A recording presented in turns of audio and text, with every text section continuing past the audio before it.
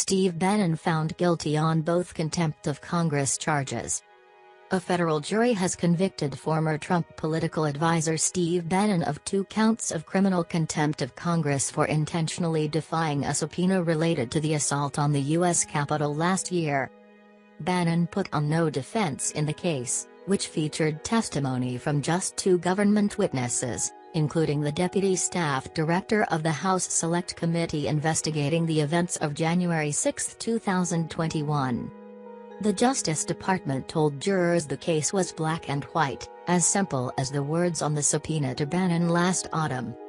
The defendant chose allegiance to Donald Trump over compliance with the law, Assistant U.S. Attorney Molly Gaston said in closing arguments.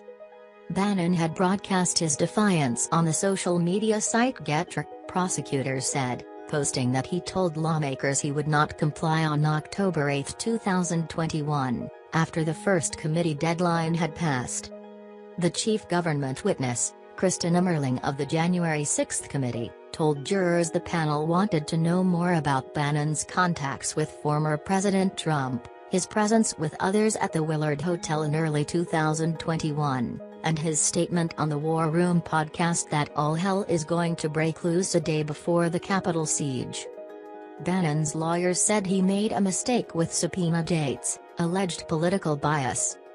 The one-time White House chief strategist has become a force in Republican politics, thanks to his right-wing media stardom and his relationship with Trump.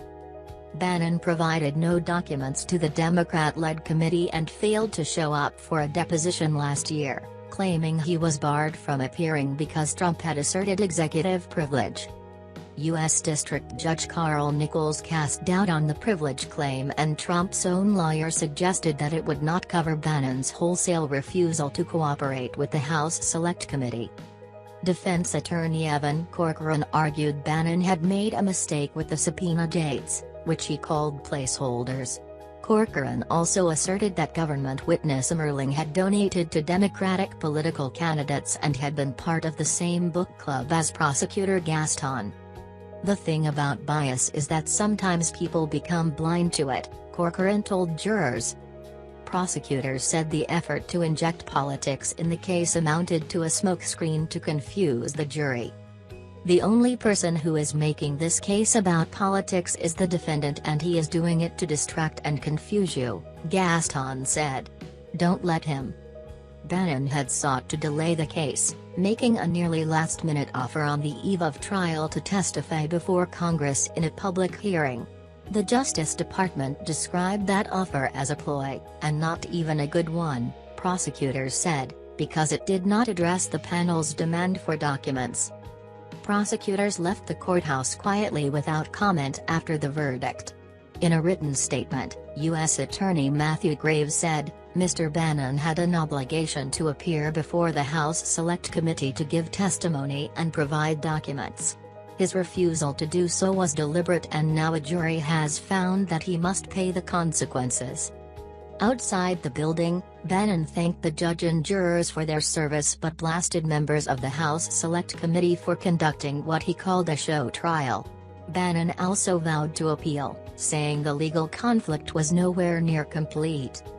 His attorney David Schoen pointed out that Judge Nichols had disagreed with legal precedent that cut off some of Bannon's trial defenses, but said the appeals court could well take another look when the case arrived there. Schoen said it would be a bulletproof appeal and there were an astounding number of appellate issues. House Select Committee Chairman Benny Thompson, Democrat Mississippi, and Vice Chair Liz Cheney, Republican Wyoming, said in a written statement that the conviction of Steve Bannon is a victory for the rule of law and an important affirmation of the Select Committee's work. Criminal contempt prosecutions are rare, but so is a decision by a witness to fully reject congressional demands. Bannon faces the prospect of jail time and monetary fines when he is sentenced October 21. Another key Trump aide, Peter Navarro, is scheduled to go to trial in November on contempt charges. Navarro has pleaded not guilty.